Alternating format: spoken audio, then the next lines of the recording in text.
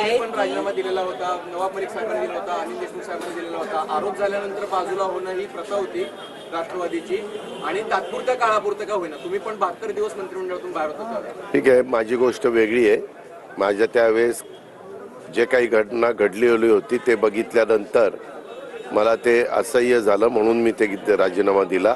आता चौकशा चालू आहे, तर चौकशीमध्ये मी पुन्हा तुम्हाला सांगतोय, दोषी तरी त्या पाठीशी घातलं जाणार नाही, कारवाई केलीच जाईल. सुरेश धस म्हणतायत की धनंजय मुंडेंचा राजीनामा मुख्यमंत्र्यांनी का घ्यावा, अजित पवारांनी तो घेतला पाहिजे, त्यांनी ते मान्य केलं पाहिजे. सुरेश धसला काय वाटतंय त्याला मला काही त्याच्याशी घेणं देणं नाहीये.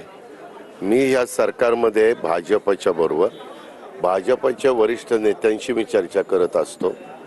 त्यांच्याशी चर्चा करून महायुतीचं सरकार व्यवस्थित पुढं काम करावं, त्याच्यामध्ये एकनाथराव शिंदेंची पण महत्त्वाची भूमिका आहे. त्याच्यावर आम्ही निर्णय घेताना आम्ही प्रमुख लोक बसतो आणि निर्णय घेत असतो. असं वेगवेगळ्या पक्षातले खालचे कार्यकर्ते बोलायला लागले तर त्याला काही अंतच राहणार नाही.